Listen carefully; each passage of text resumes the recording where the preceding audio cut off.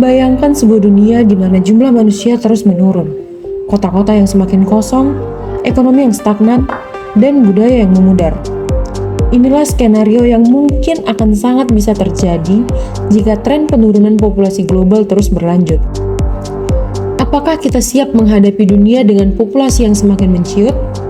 Atau bagaimana kita akan mengatasi konsekuensi sosial, ekonomi, dan budaya dari penurunan populasi ini? Mengapa tren penurunan populasi terjadi di beberapa wilayah? Dan apa yang bisa kita lakukan untuk membalikkan keadaan ini? Apakah ini pertanda bahaya? Atau justru peluang untuk membangun masa depan yang lebih baik? Lantas, bagaimana kita menyeimbangkan antara keinginan untuk memiliki keluarga yang kecil dengan kebutuhan untuk menjaga kelangsungan populasi manusia? Ini adalah pertanyaan kompleks yang membutuhkan solusi kreatif dan inovatif dari setiap lapisan masyarakat. Oleh sebab itu, mari kita bahas tentang penurunan populasi secara terbuka dan jujur.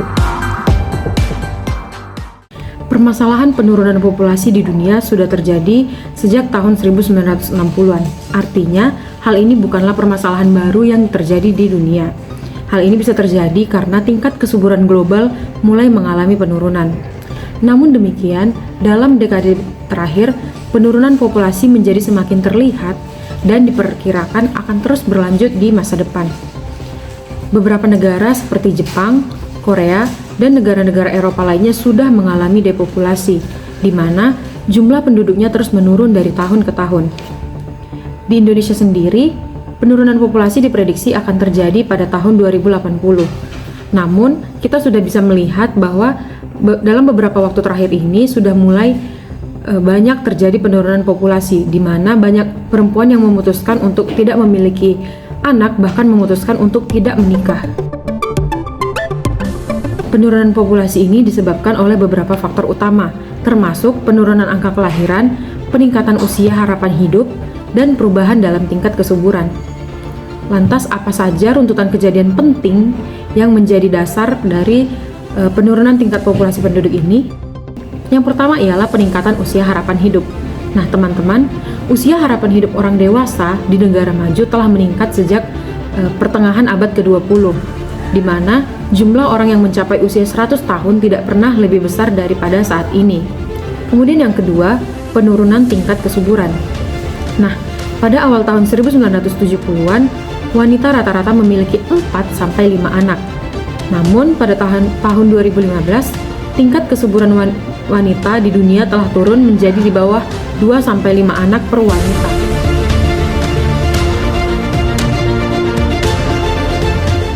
Yang ketiga adalah urbanisasi dan migrasi, di mana percepatan urbanisasi dan migrasi telah mempengaruhi distribusi penduduk dengan banyak orang berpindah dari desa ke kota-kota. Hal ini menyebabkan tidak seimbangnya jumlah wanita antara di desa dengan di kota. Yang keempat, kecenderungan angka kelahiran. Maksudnya ialah beberapa negara mengalami angka kelahiran yang rendah, yang menyebabkan kecemasan akan kekurangan penduduk usia muda dan meningkatnya beban ekonomi akibat populasi yang menua.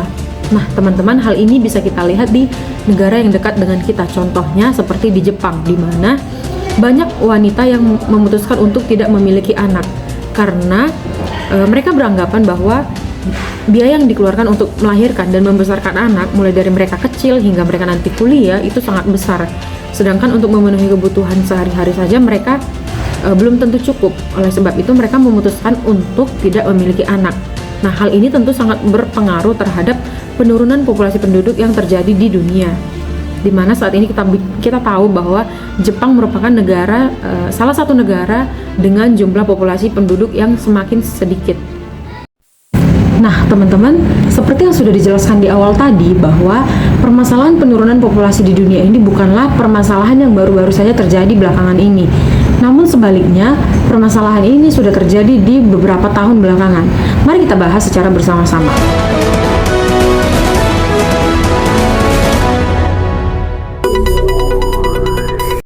Permasalahan penurunan populasi penduduk dimulai pada tahun 1960-an, di mana tingkat kesuburan global pada saat ini mulai mengalami penurunan. Selain itu, konferensi penduduk dunia pertama yang diadakan di Roma, Italia Itu bertujuan untuk membahas permasalahan pertumbuhan populasi. Kemudian pada tahun 1970-an, Dana Kependudukan Perserikatan Bangsa-Bangsa atau UNFPA didirikan untuk membantu negara-negara berkembang dalam mengatasi permasalahan populasi. Karena pada saat ini banyak negara-negara yang sudah mulai mengalami penurunan populasi penduduk.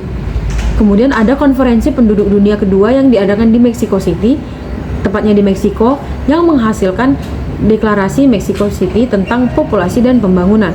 Kemudian pada tahun 1980-an ada konferensi internasional tentang populasi di Nairobi, Kenya, yang menghasilkan pedoman Nairobi untuk aksi populasi. Dilanjutkan pada tahun 1990-an di mana terdapat atau dibentuk konferensi penduduk dunia ketiga yang diadakan di Kairo, tepatnya di Mesir, yang menghasilkan program aksi Kairo tentang populasi dan pembangunan.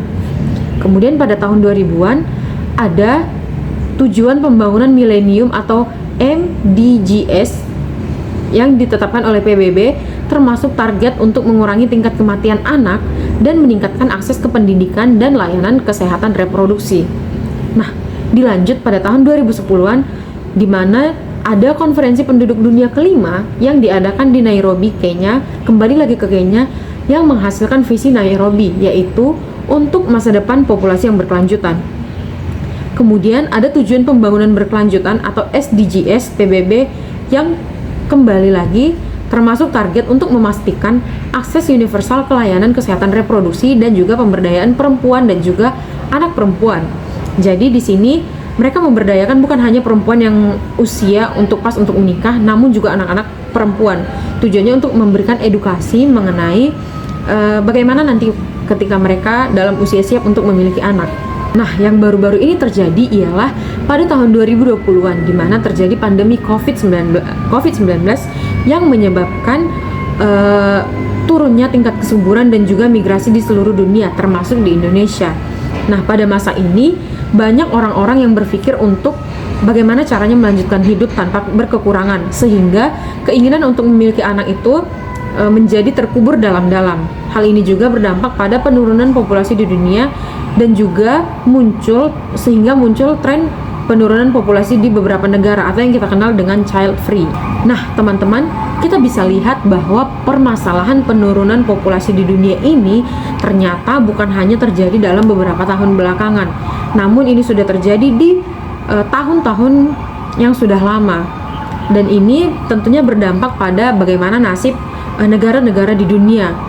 Selain kejadian-kejadian di atas, ada banyak lagi peristiwa lain yang berkontribusi atau yang menyebabkan permasalahan penurunan populasi penduduk di dunia, seperti kemajuan teknologi medis yang telah meningkatkan harapan hidup di banyak negara, sehingga orang-orang berusaha untuk bagaimana caranya supaya dia memiliki umur yang lebih panjang dan memiliki lebih sedikit anak. Karena apa? Kembali lagi ke yang sudah saya jelaskan tadi, bahwa untuk membesarkan anak perlu biaya yang sangat banyak atau sangat mahal, sehingga orang-orang berpikir akan sulit ketika mereka memiliki anak dan harus bertanggung jawab atas kebutuhan anak mereka.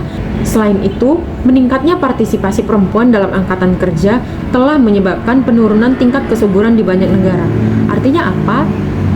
Artinya saat ini perempuan sudah memiliki haknya untuk bekerja di perusahaan-perusahaan yang ada, dalam artian mereka sudah memiliki hak yang sama dengan laki-laki, yakni hak untuk bekerja, sehingga perempuan banyak yang berfokus untuk mengejar karir dan pendidikan, dan menyebabkan mereka tidak terlalu menginginkan atau tidak terlalu adanya keinginan untuk memiliki anak.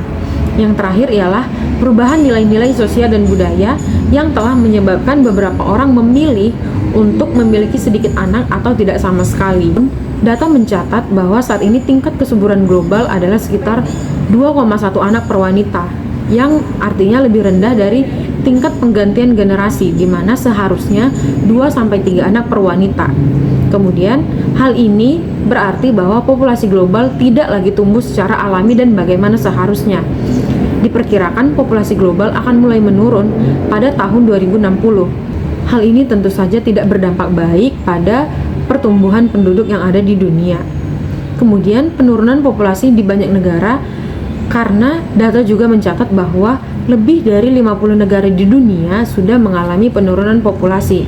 Negara-negara ini termasuk Jepang, Jerman, Italia, dan juga Rusia. Kita bisa lihat dari berita-berita yang ada baik secara digital maupun media cetak yang menjelaskan bahwa negara-negara ini sudah mengalami penurunan populasi. Diperkirakan jumlah negara yang mengalami penurunan populasi akan terus meningkat di masa depan. Kemudian adanya penuaan populasi, di mana proporsi lansia dalam usia atau populasi global semakin meningkat daripada usia-usia produktif. Hal ini disebabkan oleh peningkatan harapan hidup dan penurunan tingkat kesuburan. Kemudian, penuaan populasi dapat menyebabkan berbagai masalah seperti kekurangan tenaga kerja, peningkatan beban ekonomi bagi lansia, dan peningkatan permintaan akan layanan kesehatan. Nah, apakah hal ini berdampak pada ekonomi dan sosial?